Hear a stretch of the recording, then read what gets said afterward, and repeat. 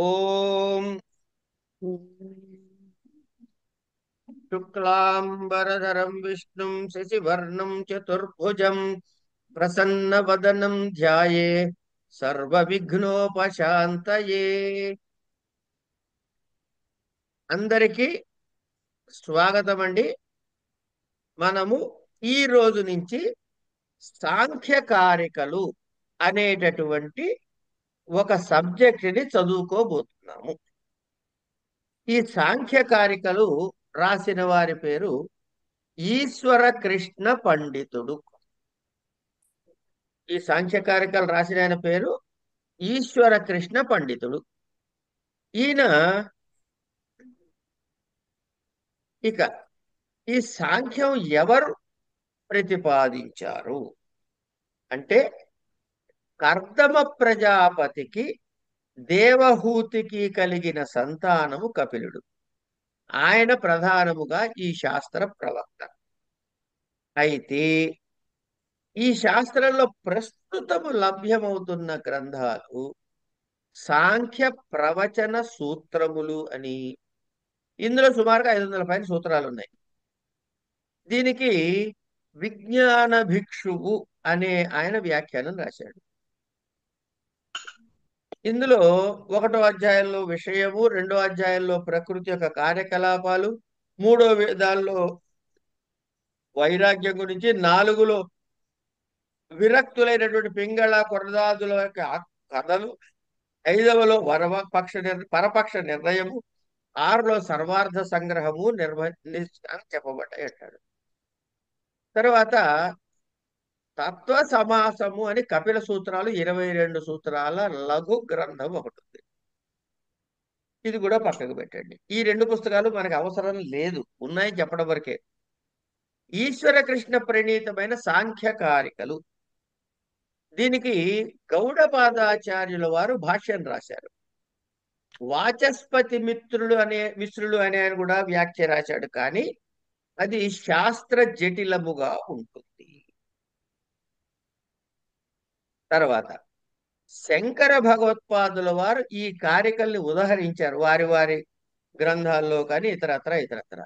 కనుక అప్పుడు ఏమైందనమాట, ఈ ఈశ్వర కృష్ణుడు అనే ఆయన శంకరుల కన్నా పూర్వవాడు అని మనం చెప్పుకోవచ్చు. తర్వాత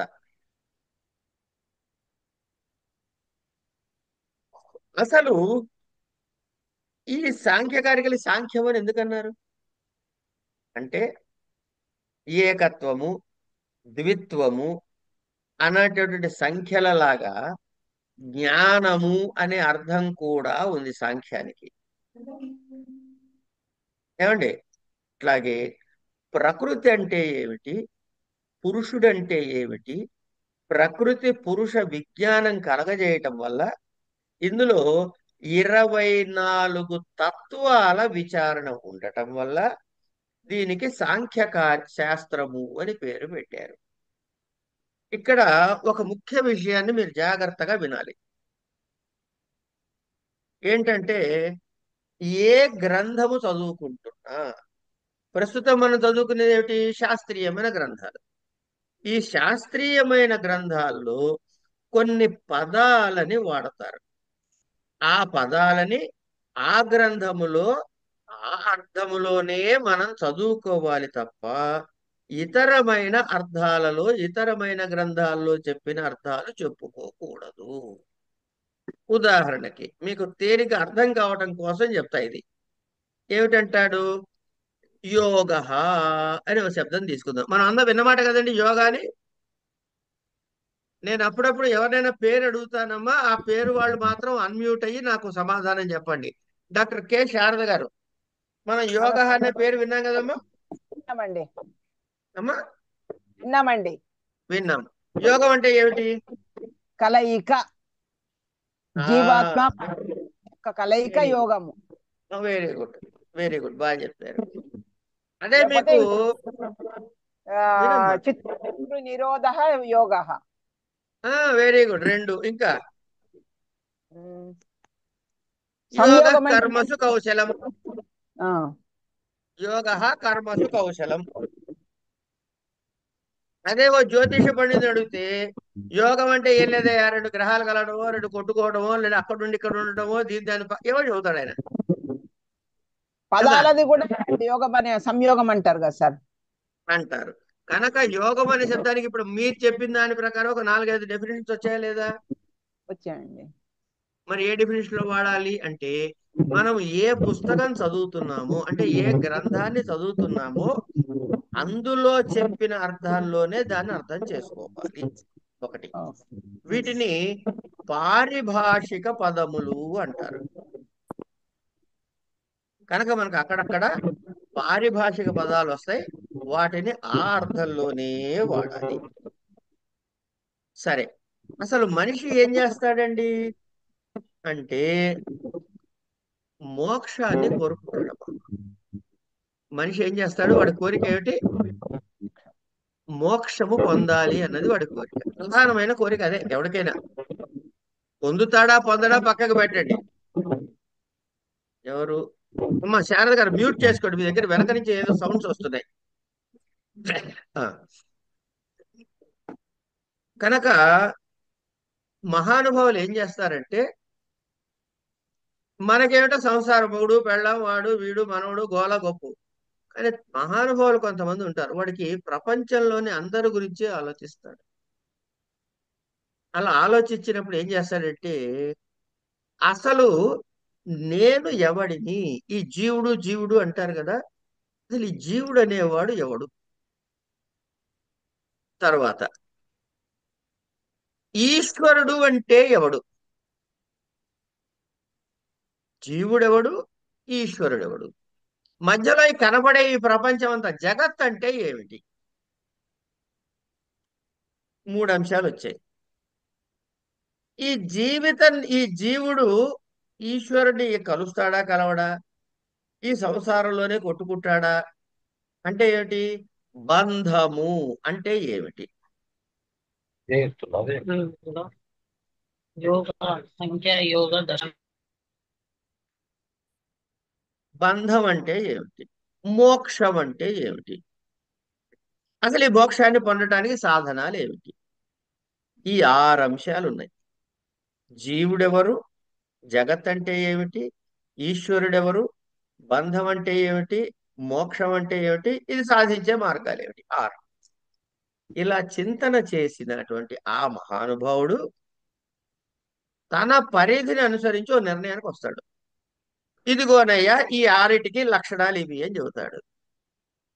ఆయన ఏం చేశాడు? చింతన చేసి దర్శించాడు. దర్శించాడు కాబట్టి ఆయన దార్శనికుడు అన్నారు. ఆయన తన అనుయాయాలకి ఆ పాఠాలు చెబుతాడు, వాళ్ళు దాన్ని ప్రచారం చేస్తారు. ఇట్లా మనకి ప్రధానముగా 12 దర్శనాలు ఉన్నాయి. 12 దర్శనాలు ఏమేమిటి అంటే, సరే చెప్పుకుందాం 12 దర్శనాలు ఏమిటో.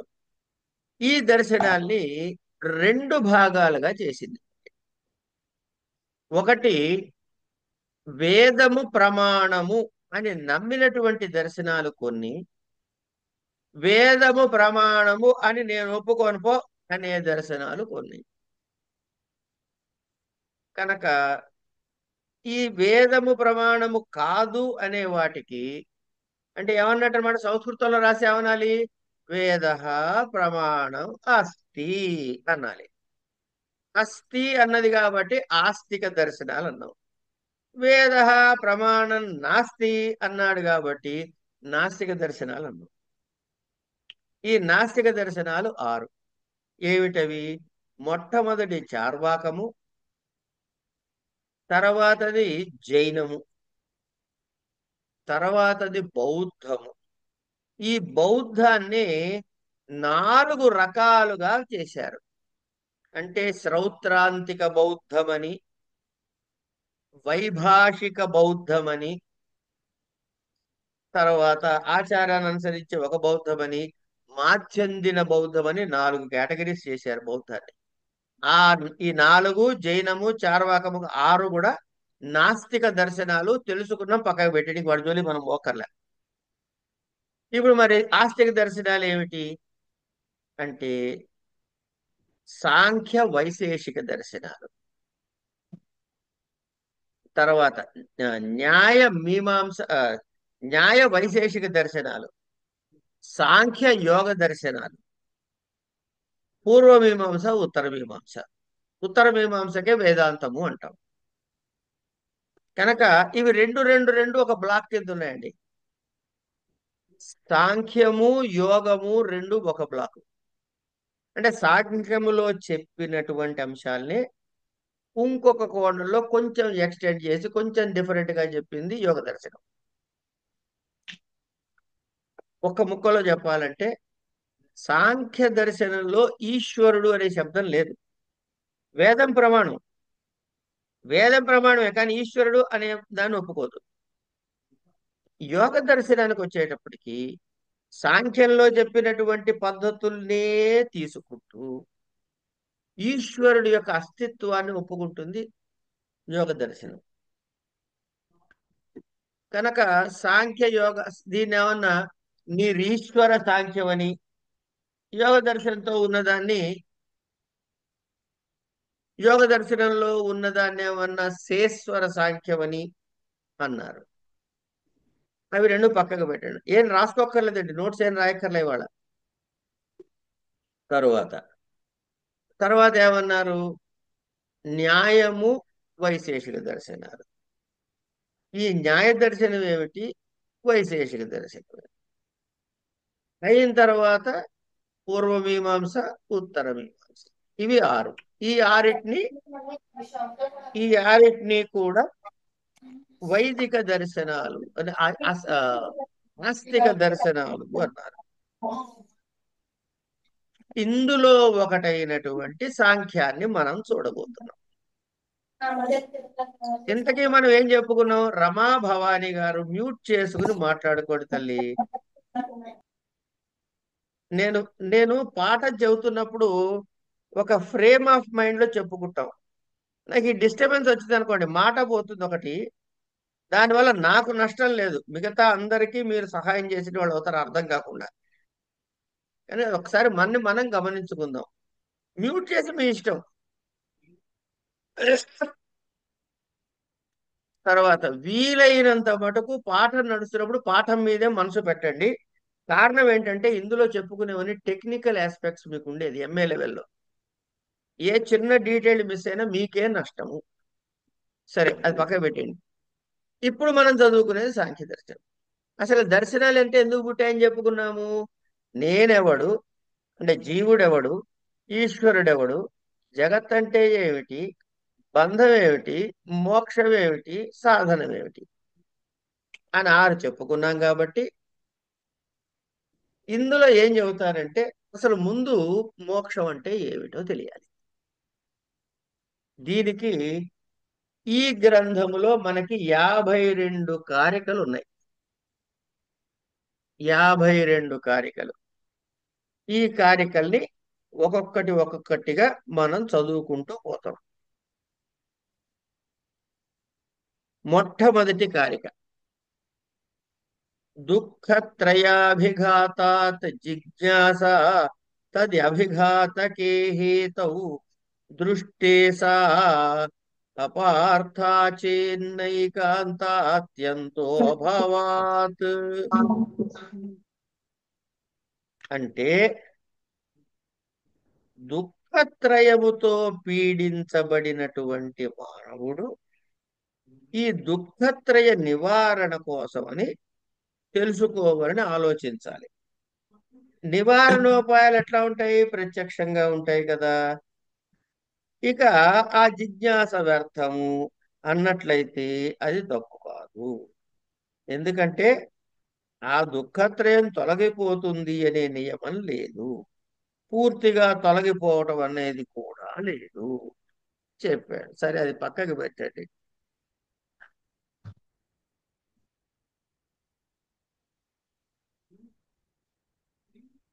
ఇక్కడ మనకి ఏం తెలియాలి అంటే దుఃఖత్రయం ఉన్నది అని తెలిసింది ఫస్ట్. ఈ దుఃఖత్రయం వల్ల ఏమిటవుతున్నది, ఏమిటా దుఃఖాలు అంటే మొదటి దానిలో ఏం చెప్పాడు? మొదటి కారికలో దుఃఖ హేతువులు చెబుతున్నాడు. పైగా నివారణ అసంపూర్ణములు అన్నాడు. దుఃఖం అంటే మూడు రకాలుగా ఉంటుంది. ఇది గమనించండి, దుఃఖము అన్నది మూడు రకాలుగా ఉంటుంది. ఏమిటవి? ఆధ్యాత్మిక దుఃఖము, ఆది భౌతిక దుఃఖము, ఆది దైవిక దుఃఖము. ఆది కాదు, ఆది ఒత్తుంటుంది. ఆధ్యాత్మికము, ఆది భౌతికము, ఆది దైవికము. ఆధ్యాత్మికం అంటే ఏమిటి?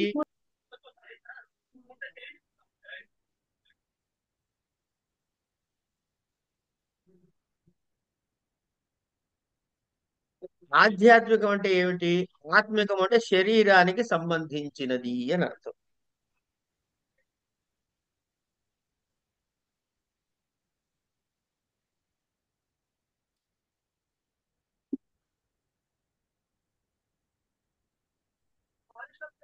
శారీరానికి సంబంధించినది అంటే వాత పిత్త శ్లేష్మాదుల యొక్క మార్పుల వల్ల ఈ ఆత్మ సంబంధమైనది. ఎట్లా అంటే మొట్టమొదటిదేమో శారీరకమైనది, అంటే వాత పిత్త శ్లేష్మాల మార్పుల వచ్చే దుఃఖాలు. రెండవది మానసికమైనటువంటివి. మానసికమైనవంటే ఏంటి? ఏదైనా ఇష్టమైనది కోల్పోవటం గాని, అయిష్టమైనది రావటం గాని, ఇట్లాంటివి. వీటికి నివారణ ఏం చెప్పారు? ఔషధ సేవనం ఇవన్నీ చెప్తారు. వద్దాం, దాని జోలికి పోదాం. ముందు దుఃఖాలు ఏమిటో తెలుసుకుందాం. ఇక ఆది భౌతికం అంటే ఏమిటి అంటే ఈ ప్రపంచంలోని జీవరాశులు, ఇవి 4 రకాల జీవరాశులండి. ఏమిటవి? జరాయుజ, అండజ, స్వేదజ, ఉద్భిజములు అని. జరాయుజములు మావితో కప్పబడి ఆరోగ్యము పాడవటము వగైరా వగైరా ఉండి మానవులు మనమంతా జరాయుజులు. అండజము అంటే గుడ్డు నుంచి వచ్చేవి. స్వేదజములు మురికి నీటి నుంచి పుట్టేవి. ఉద్భిజములు భూమిని చీల్చుకు పైకి వచ్చేవి, చెట్లు చేపలు వగైరా. వీటి వల్ల కలిగే దుఃఖం. ఆది దైవికము అంటే దేవతా సంబంధమైనవి, అంటే దేవతల వలన కలిగేవి. ఏమిటి? అతివృష్టి, అనావృష్టి, పిడుగుపాటు, ఇట్లాంటివన్నీ. వీటికి ఏం చేయాలా? యజ్ఞ యాగతులు చేయాలని చెప్పారు. ఆ వాటి జోలికి కూడా పోదాం. కనుక మొత్తం ఉన్న దుఃఖాలని 3 భాగాలు చేసినట్లయితే ఆధ్యాత్మిక, ఆది భౌతిక, ఆది దైవికములు అనే 3 దుఃఖాలు మనకు వచ్చాయి. ఇవి ఎట్లా పోతాయి అంటే ఈ మూడిటికి కూడా దుఃఖము సంపూర్ణముగా కలగ చేయలేము. ఎందుకండి అంటే యజ్ఞయాగాదులు చెప్పారండి మీకు. దేనికి? ఆది దైవికానికి యజ్ఞయాగాదులు చెప్పారు. యజ్ఞయాగాదుల యందు అపవిత్రత ఉన్నది అంటాడు. ఎందుకు? పశుహింస ఉంది కాబట్టి. ఒకటి, మీకు ఎట్లాంటి సుఖం కావాలి? పర్మనెంట్ సుఖం కావాలి. మీరు యజ్ఞం చేశారు. ఏ యజ్ఞం చేశారు? ఏదో జ్యోతిష్ఠోమం అనే యజ్ఞం చేశారు అనుకుందాం. చేస్తే మీకు 1/2 కిలోనో 3/4 కిలోనో పుణ్యం వచ్చింది. ఈ పుణ్యం వల్ల మీరు ఏం చేస్తారు? స్వర్గానికి పోతారు. ఎంతకాలం ఉంటావయ్యా స్వర్గంలో? ఈ పుణ్యం అనేది క్షీణమయ్యే వరకు ఉంటావు. క్షీణే పుణ్యే మర్చలోకం విశంతి. అంచేత ఆ పుణ్యాన్ని అనుభవించిన తర్వాత పుణ్యక్షయం అయిపోతే మరలా పుడుతున్నాడు. వీడికి మోక్షం వచ్చిందా? ఇప్పుడు మళ్ళా పుట్టాడంటే రాలేదు. పోని ఈ యాగం చేస్తే ఇంత పుణ్యం వస్తుంది, ఇంతకాలం స్వర్గంలో ఉంటాడు. ఈ యాగం చేస్తే ఇంత పుణ్యం వస్తుంది, ఇంతకాలం స్వర్గం ఉంటాడు. డిఫరెన్సియేషన్ ఉంది మళ్ళీ. కనుక అది పర్మనెంట్ సొల్యూషన్ కాదు. కనుక ఏమైంది? ఆది దైవికముల్లో యజ్ఞయాగాదుల్లో ఒకటి అపవిత్రత ఉంది పశుహింస వల్ల. 2 క్షయము ఉన్నది, ఎందుకంటే అనుభవించేసిన తర్వాత కింద పడతావు కాబట్టి. అతిశయము ఉన్నది. దీనిలో ఫలప్రాప్తి ఇలా ఉంటుంది, దానిలో ఫలప్రాప్తి అలా ఉంటుంది అని. జ్యోతిష్ఠోమేన స్వర్గ కామోయ జేత అంటుంది. వాజపేయేన స్వరాజ్య కామోయ జేత కనుక జ్యోతిష్ఠోమం చేసిన వాడికి స్వరాజ్యం రాదు, వాజపేయం చేసిన వాడికి స్వర్గం రాదు. ఇట్లా ఉపనిషత్తుల్లో ఆనందముల యొక్క తారతమ్యాలు కూడా చెప్పబడింది కదా. ఒక మహానుభావుడుండి సమస్తమైన బలమైన వాడు ఫలానా చేస్తే వచ్చినటువంటి ఆస్తితో వస్తే మనుష్యానందము, దానికి 1000 రెట్లు మనుష్య గంధానందము, గంధర్వానందము, మనుష్య గంధానందం, ఇట్లా రకరకాల క్లాసిఫికేషన్స్ చెప్పి అంటే తారతమ్యాలు చెప్పబడ్డాయి. కనుక ఈ దోషాలు అందులో ఉన్నాయి. కనుక సంపూర్ణ దుఃఖ నివారణకి ఏమిటయ్యా సొల్యూషన్ అని అంటే చాలా తేలిగ్గా జ్ఞాన మార్గమే శరణ్యము అని తేల్చారు. జ్ఞాన మార్గమే శరణ్యం అంటే సాంఖ్య దర్శనము ద్వారా ఇది సాధ్యపడుతుంది. ఇందులో ఈశ్వరుని గురించి గాని స్వర్గ సుఖాదుల గురించి గాని ప్రస్తావించదు. అంటే మరి ఏం చేస్తుందండి అంటే మనలో 24 తత్వములు ఉన్నాయి. ఈ తత్వములు తెలుసుకుంటే మీరు దుఃఖము నుండి విముక్తులవుతారు అన్నది వీడి సిద్ధాంతం. 24 అనేది ఒక సంఖ్య. ఈ సంఖ్య గురించి చెప్పాడు కాబట్టి ఇది సాంఖ్యము అయింది. అయితే ఇది శాస్త్రం అండి. ఏ శాస్త్రం చెప్పుకుంటున్నా కూడా ఏం తెలియాలంటే 4 అంశాలని తెలుసుకోవలసిన ఆవశ్యకత ఉన్నది. 4 అంశాలు, ఇది బాగా గుర్తు పెట్టుకోండి. ఇది మీకు ఎక్కడో చోట షార్ట్ క్వశ్చన్ ఎక్కడో చోట వస్తుంది. ఒక శాస్త్రం చదువుకోవాలంటే మొట్టమొదటిగా శాస్త్రారంభంలో ఉండే దాని పేరు అనుబంధ చతుష్టయం. అనుబంధ చతుష్టయం అంటే విషయము, ప్రయోజనము, సంబంధము, అధికారి అనే విషయాన్ని మనకి తెలుసుకోవాలి. ఇక్కడ ప్రతిపాద్యాంశం ఏమిటి ఈ గ్రంథంలో అంటే ప్రకృతి పురుషుల యొక్క వివేకము చెప్పటమే ఇందులోని విషయము. ఇది తెలుసుకుంటే నాకు లాభం ఏంటండి? ప్రయోజనం ఆత్యంతిక దుఃఖములను తొలగించుకొనుట. దుఃఖములను ఆత్యంతికముగా ఇక మళ్ళీ తిరిగి రాకుండా తొలగించుకొనుట. సంబంధం ఏమిటయ్యా? ఈ గ్రంథంలో చెప్పిన విషయానికి గ్రంథానికి సంబంధం ఏంటంటే ప్రతిపాదించిన దానికి ప్రతిపాదక భావము అంటాడు. దీన్ని ప్రతిపాద్య ప్రతిపాదక భావము అన్నది సంబంధం. ఇంతకీ అధికారి ఎవడు అంటే దుఃఖత్రయమునకు లోనయ్యి ఈ కనపడేటటువంటి ఉపాయాల వల్ల దుఃఖము పూర్తిగా నశించదు అని తెలుసుకుని నాకు పరిపూర్ణముగా దుఃఖము నివారణ కావాలని ఎవడు సంకల్పిస్తాడో వాడు దీనికి అధికారి. ఇది మొదటి కారిక యొక్క తాత్పర్యం. ఇక రెండవ కారికలోకి వెళ్దాం. ఈ రెండవ కారిక మూడవ కారిక పక్క పక్కన చదువుకోవాలి.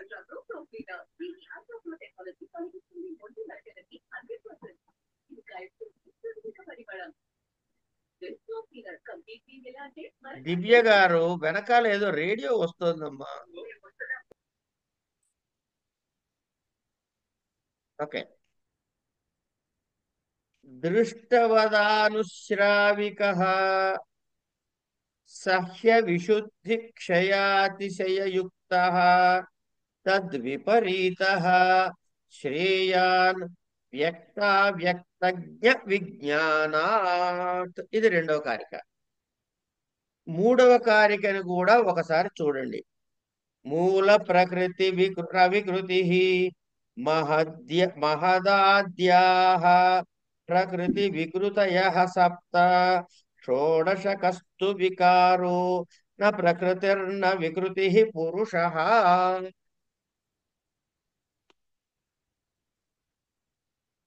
ఈ సాంఖ్య శాస్త్రము ఏం చెప్తుందంటే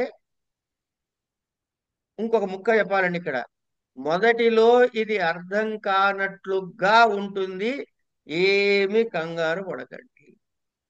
కొంచెం ముందుకు పోయిన తర్వాత వీటి యొక్క వివరం మళ్ళీ చెప్పుకుంటూనే ఉంటాం కాబట్టి రాను రాను అర్థమవుతుంది. కనుక అయ్యో మొదటి క్లాస్ సాంఖ్యకారికలు నాకు ఒక్క ముక్క అర్థం కాలేదు అని ఎవ్వరూ టెన్షన్ పడక్కర్లేదు. ఉం. ఇంతకీ దుఃఖత్రయాన్ని చెప్పుకున్నాం. ఆది దైవకము, ఆది భౌతికము, ఆధ్యాత్మికము అని. వీటితో సుఖం లేదని చెప్పేసుకున్నాం, మోక్షం రాదని చెప్పేసుకున్నాం. అది పర్మనెంట్ సొల్యూషన్ కాదని అంతకన్నా చెప్పుకున్నాం.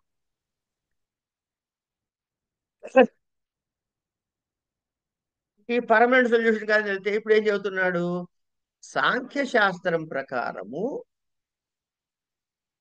ప్రతి పదార్థాన్ని, అంటే కనపడేది కనపడంది అన్నిటినీ కూడా 3 హెడ్డింగుల్లో సర్దేటండి.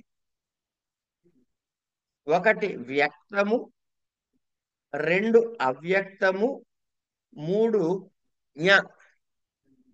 జ్ఞ అంటే తెలుసుకోదగిన పురుషుడు అని అర్థం, తెలుసుకోవలసిన వాడు. కనుక సాంఖ్యశాస్త్రంలో పదార్థములు ఎన్ని రకములు అంటే ఏం చెప్పాలి? 3. వ్యక్త, 2 అవ్యక్త, 3 జ్ఞ. సరే, ఇక్కడ ఇంకొక పదాన్ని ప్రయోగిస్తున్నాడు. మనం తెలుగు చదువుకునే వాళ్ళమే కదండి, ఇక్కడ అందరం తెలుగు చదువుకునే వాళ్ళమే కదా. ఆ. దైవము ప్రకృతి అయితే దయ్యము వికృతి,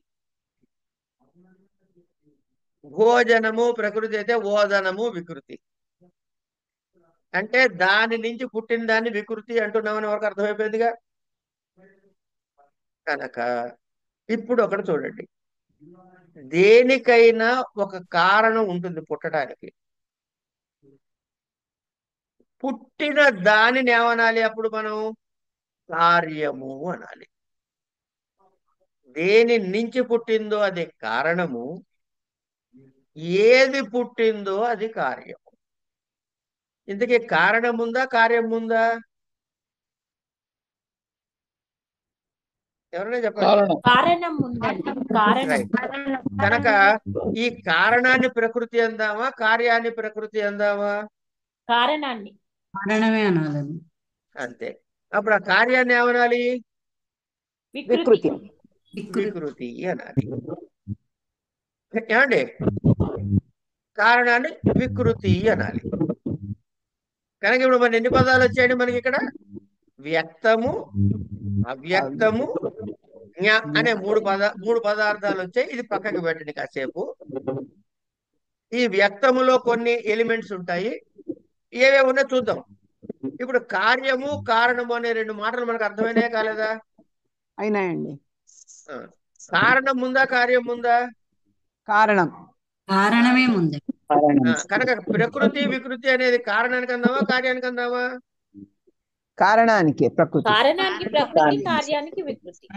రైట్, వెరీ గుడ్. ఇప్పుడు ఇక్కడ చాలా మంది ఆడవాళ్ళు కనపడుతున్నారు నాకు.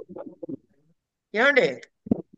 ఆడవాళ్ళు కనపడుతున్నారు కాబట్టి ఇప్పుడు మీరు వాళ్ళు రాత్రికి చపాతీలు చేస్తున్నారు అనుకోండి అమ్మా, కాసేపు సరదాగా. ఏ? ఈ చపాతీలు చేయడానికి ఏం కావాలి? గోధుమ పిండి కావాలా వద్దా? పిండి కావాలి, నూనె కావాలి. కావాలండి. గోధుమ పిండి చపాతీలు అని 2 పేర్లు వాడితే ఏది ప్రకృతి ఏది వికృతి? గోధుమ పిండి ప్రకృతి, చపాతి వికృతి. వికృతి. బాగుందండి. ఇప్పుడు చిన్న విషయం మెలిక పెడుతున్నా చూడండి. నేను మంచోడిని కాదమ్మా, మెలికలు పెడతా. పెట్టండి. ఇప్పుడు గోధుమ పిండి దగ్గర ఆగండి. ఆ, గోధుమ పిండి ఎక్కడి నుంచి వచ్చింది? డబ్బాలో నుంచి. గోధుమ డబ్బాలో గోధుమల నుంచి వచ్చింది. డబ్బాల నుంచి. కనుక ఇప్పుడు మీ దగ్గర ఉన్న 2 పదాలు గోధుమలు, గోధుమ పిండి. ఏది కారణము ఏది కార్యము? గోధుమలు కారణం, కార్యము. ఇందాకేమో గోధుమ పిండి కార్యం అన్నారా, కారణం అన్నారా? ఇప్పుడేమో గోధుమ పిండిని కార్యం అంటున్నారా? అంటే in relation to the next one it will change. Wonderful. అర్థమైపోయింది కదా ఈ పాయింట్? కనుక ఒక కార్యము ఒక కారణము వేరొక దానికి కార్యమయ్యే అవకాశాలు ఉన్నాయి. ఇప్పుడు మళ్ళీ చెప్తా.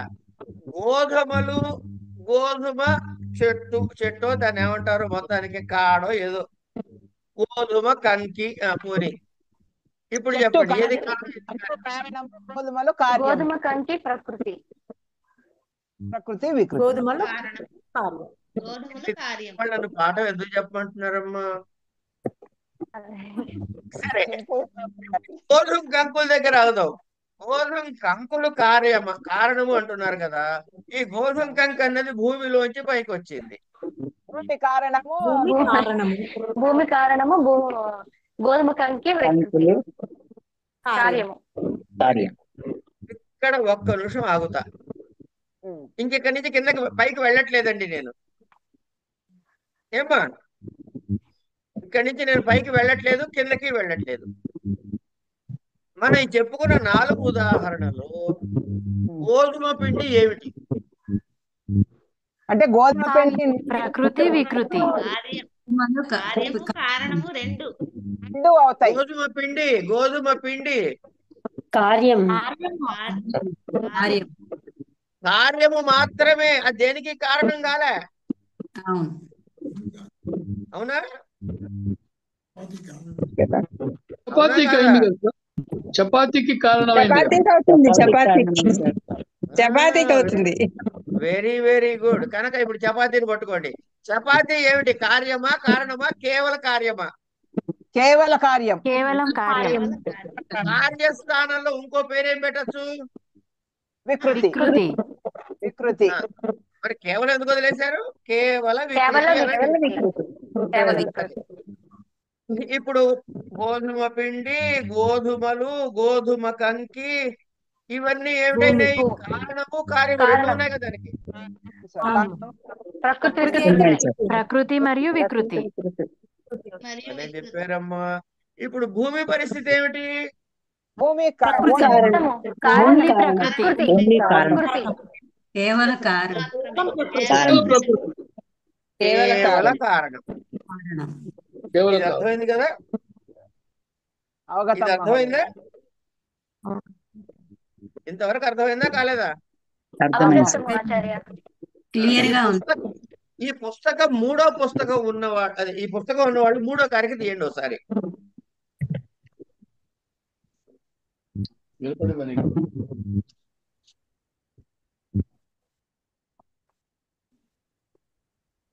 ఇప్పుడు ఈ భూమికి ఏం పేరు పెట్టారమ్మా? ఓన్లీ ప్రకృతి అన్నారు కదా. కేవల ప్రకృతి. దానికి వికృతి ఉంటుందంటారా?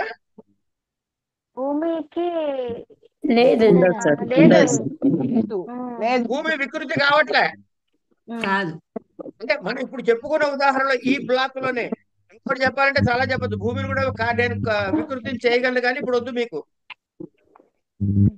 ఇప్పుడు మనం చెప్పుకున్న వరకు లింక్ తీసుకుంటే భూమికి ప్రకృతి మాత్రమే, వికృతి కాదు. అవునా కదా? అవునండి. రైట్. ఇప్పుడు మూడో కారికలో మొదటి భాగాన్ని చదవండి. మూల ప్రకృతి రవికృతి అన్నాడు. భూమి మూల ప్రకృతి అవికృతి. సరిపోయిందా? అట్లాగే భూమి తర్వాత ఏం చెప్పుకున్నాం? కంకులు చెప్పుకున్నాం. అంతే కదా? గోధుమ కంకులు. గోధుమ కంకుల నుంచి గోధుమ పిండి వరకు కారణము కార్యము కారణము కార్యము రెండును. ప్రకృతి వికృతి. వికృతి ఇప్పుడు ఇక్కడ చదవండి. మహదాద్యాః మహతు ఇత్యాది ప్రకృతి వికృతయః సప్త. 7 ఐటమ్స్ ఉన్నాయిటండి ఇందులో. ఈ మహదాదులు ఏమిటో తర్వాత చూద్దాంలేండి. అసలు కాన్సెప్ట్ క్లారిటీ వస్తే చాలు మనకి. తర్వాత చపాతి ఏమిటది? కేవలం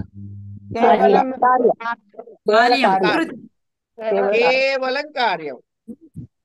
నోడకస్తు వికారో నా ప్రకృతి నోడకస్త వికార అంటే ఇవి కార్యములు, ఇవి వికృతులు. ఎన్ని? 16. బుక్ లో చెప్పేవి 16. మన గోధుమ పిండిలో 16 లేవు, కంగారు పడద్దు. ఇంకోటి ఉంది, అది నా ప్రకృతి నా వికృతి అన్నాడు. అంటే ఒక ఐటమ్ ఏదో ఉందిట, దాని అదేంటి, అది ప్రకృతి కాదు, వికృతి కూడా కాదు. భూమి ఏమో ప్రకృతి అయ్యింది, వికృతి కాదు. చపాతీ ఏమో వికృతి అయింది, ప్రకృతి కాదు. మిగతావన్నీ ప్రకృతి వికృతులు అయినాయి. అంటే 3 హెడ్డింగ్లో క్లాసిఫై అయినాయి. 4వ క్లాసిఫికేషన్ ఏమిటంటే అటు ప్రకృతి కాదు, ఇటు వికృతి కాదు. దాని పేరు పురుష. ఏమ్మా, దాన్ని పురుష అన్నాడు. ఇప్పుడు ఎన్నొచ్చాయి లెక్క పెట్టండి. పురుష 1, షోడశస్తు వికార, షోడశ అంటే 16. ఏమండి? 16 వికృతులు, 7 ప్రకృతి వికృతులు. 7 ప్రకృతి వికృతులు అంటే 16 + 7 23. మూల ప్రకృతి కేవల వికృతి. 24 తత్వాల గురించి చెప్పుకుంటాం. పురుషుడు 25గా పురుషుడు చెప్తున్నాం. ఇదేమిటో, ఇది పురుషుడు ప్రకృతి కాదు, వికృతి కాదు. ఇది ఈ శ్లోకం యొక్క తాత్పర్యం. ఇక్కడ దాకా అర్థమైందా కాలేదా?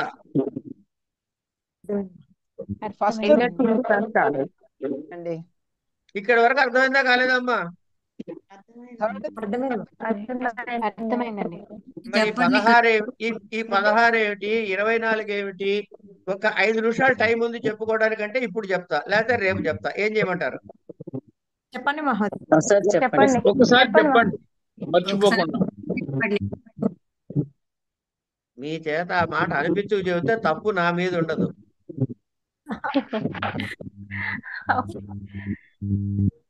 సరే,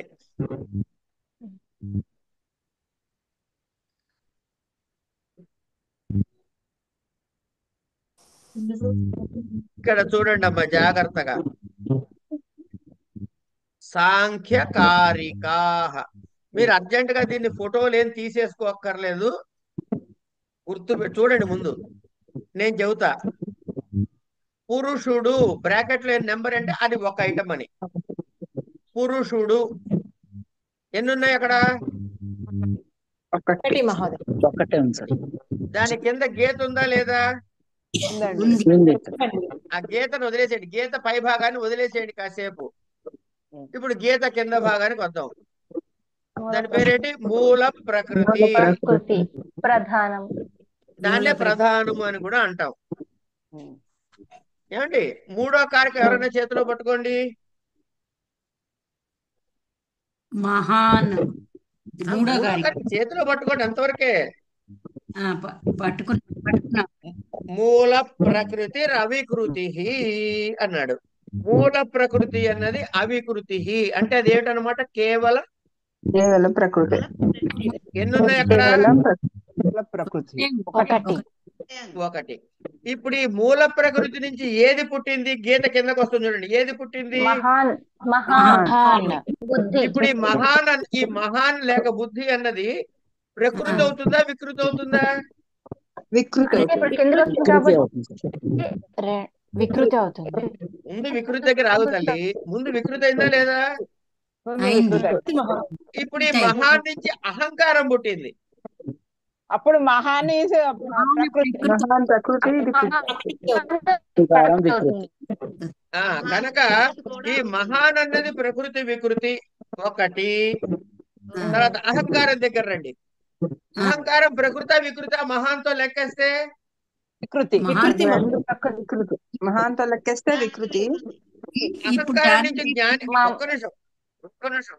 అహంకారం నుంచి ఏమేమి పుట్టాయి అంటే జ్ఞానేంద్రియ, కర్మేంద్రియ, తన్మాత్ర, మనసులు పుట్టాయి. ఇప్పుడు అహంకారం అనేది ప్రకృత వికృత? ప్రకృతి. వాటన్నిటికీ ప్రకృతి. రైట్. కనుక మహాను ప్రకృతి వికృతే, అహంకారము ప్రకృతి వికృతి. కిందన్న లైన్ చూడండి. ఇప్పుడు జ్ఞానేంద్రియ, కర్మేంద్రియ, తన్మాత్ర, మనసులు అని ఉన్నాయి. ఏమా ఇందులో జ్ఞానేంద్రియాల ఏమిటైంది? వికృత ప్రకృత? ప్రకృతి. అంటే ఓకే, అహంకారం నుంచి అయితే వికృతి. జ్ఞానేంద్రియాలు ఏమిటి? వికృతి. కర్మేంద్రియాలు ఏమిటి? వికృతి. వికృతి.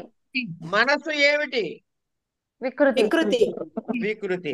వీటి కింద ఏమైనా ఇంకా పుట్టాయా వీటి నుంచి? ఉంటాయండి. మహాభూతములు. అరే తల్లి, తన్మాత్రల కింద గీత ఉంది కదమ్మా. ఓకే అర్థమైంది. ఇప్పుడు జ్ఞానేంద్రియ కర్మేంద్రియాల మనసుల కింద ఏమైనా పుట్టాయా? లేదు. కనుక అవేమిటి? ప్రకృతి వికృతులా కేవల వికృతులా? కేవలం వికృతులు. ఇప్పుడు ఈ తన్మాత్రలు ఏమిటి పరిస్థితి? అహంకారం నుంచి పుట్టింది కాబట్టి అది వికృత ప్రకృత? వికృతి. తన్మాత్రల నుంచి మహాభూతాలు పుట్టాయి. ఇప్పుడు అదేమిటవి? ఇప్పుడు తన్మాత్ర ఏమైంది?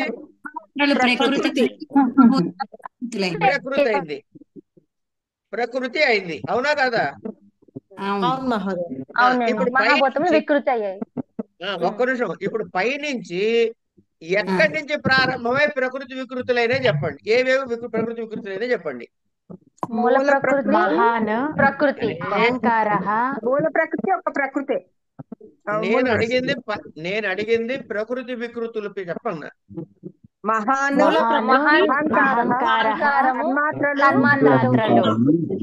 రైట్.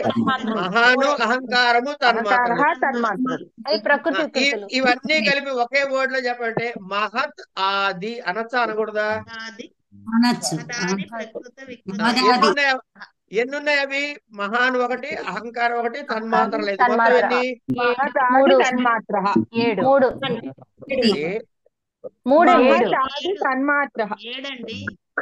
ఏడమ్మా. తన్మాత్రలు 5, అహంకారం 1.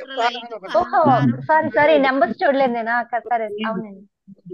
ఇప్పుడు మూడో సాకారికలో రెండో భాగం చూడండి. మహదాద్యాహ అంటే మహత్తు, అహంకారము, తన్మాత్రలు, ప్రకృతి వికృతయ సప్త. సరిపోయిందా? లెక్క సరిపోలేదా? సరిపోయిందండి. షోడశ కస్తు వికార అంటే కేవల వికృతులు 16. ఏమేమిటవి? జ్ఞానేంద్రియాలు, 5, కర్మేంద్రియాలు, మహాభూతములు 5, మనస్సు 1. మహాభూతములు ప్రకృతి వికృతుల్లో కలిపావు కదా. జ్ఞానేంద్రియ, కర్మేంద్రియ, మహాభూతాలు, మనస్సు 16. రెండో లైన్ లో అదే రాశాడా? షోడశ వికారము అని రాశారు. రైట్. ఇప్పుడు ఆ పైన గీత పైన పురుషుడు ఉన్నాడా లేడా? వాటి మనం ఏమన్నా ప్రకృతి అని కానీ వికృతి అని కానీ అన్నావా? అనలేదు. కారికలో రెండో భాగం చదవండి. నా ప్రకృతి నా వికృతి పురుష.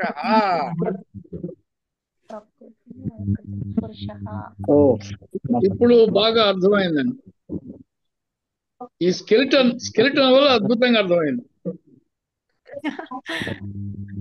ఫ్లో చార్ట్ అంటాం మేము. అందుకే వేసేది. చాలా గొప్పగా ఉంది. ఇది అర్థమైందా అండి? అర్థమైంది. రైట్. మీ బుద్ధి మీకుందా లేదా? మనందరికీ బుద్ధి ఉంది కదా. అహంకారం కూడా ఉంది కదా. జ్ఞానేంద్రియాలు ఉన్నాయి కదా. త్వచక్షు శ్రోత్ర జిహ్వాఘ్రాణాలు. కర్మేంద్రియాలు ఉన్నాయి కదా. వాక్పాణి పాద పాయుపస్తులు, చెయ్యి, కాలు, ముక్కు, నోరు, ఇవన్నీ. స్పర్శ, శబ్దము, స్పర్శ, రూప, రసగంధం తెలుస్తున్నాయా లేదా? మనసు తెలుస్తోందా లేదా? పృథివీ, నీళ్లు, ఆకాశము ఇవన్నీ తెలుస్తున్నాయా లేదా? తెలిసే వాటిని వ్యక్తము అందామా అవ్యక్తము అందామా? ఇప్పుడు వ్యక్తాలు ఎన్ని ఉన్నాయి చెప్పండి? 16, 5, 24. 24. బుద్ధి, అహంకారం 2. జ్ఞానేంద్రియాలు, కర్మేంద్రియాలు 10, అహంకారము 11, మనస్సు 18 అనిపిస్తున్నాయండి. మళ్ళీ చెప్పండి. మరి మహాభూతాలు ఎవరికి ఇష్టం? 24 వస్తున్నాయి అప్పుడు. కొట్టేసుకోవడం అయిపోతే నేను చెబుతా. 27 ఆగండి ఆగండి, మీకు మూల ప్రకృతి కనపడట్లేదు, మహాన్ నుంచి బుద్ధి నుంచి కనబడుతున్నాయి.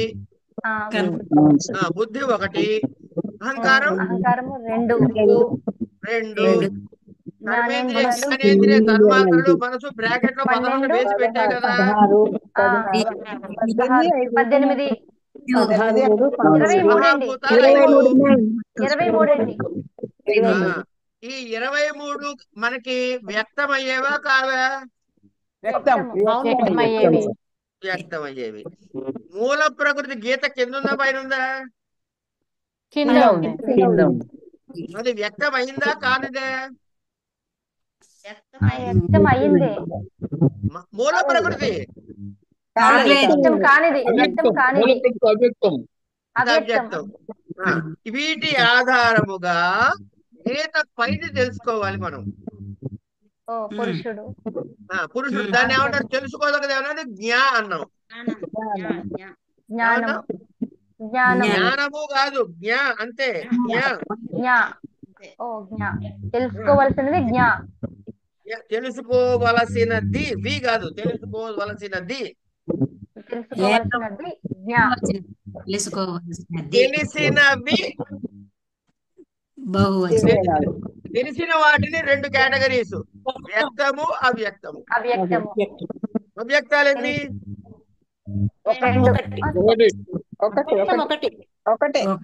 వ్యక్తములు ఎన్ని? 23. 20. ఇక్కడ చూడండి, ఇప్పుడు ఈ టేబుల్ చూడండి అమ్మా, పైనుంచి చూడండి. పురుషుడు, తర్వాత ప్రధానము, తర్వాత బుద్ధి, అహంకారము, జ్ఞానేంద్రియములు, కర్మేంద్రియములు, తన్మాత్రలు, మహాభూతములు, మనసు.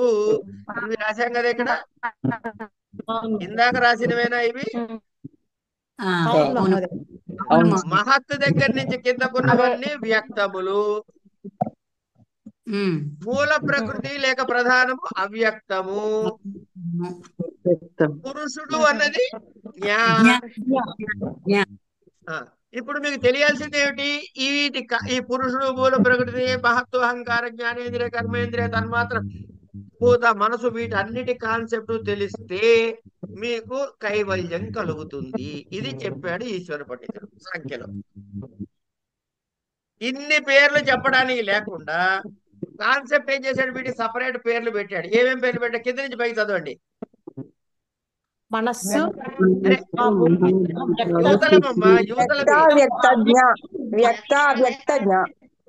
అంతే. జ్ఞానము కలిగితే కైవల్యము. అవ్యక్త జ్ఞానం కలిగితే అవ్యక్తం కాదు, వ్యక్త అవ్యక్త జ్ఞా యొక్క జ్ఞానము. వ్యక్త అవ్యక్త జ్ఞానము కలిగితే మోక్షము. అర్థమైందా కాలేదు? ఇక్కడికి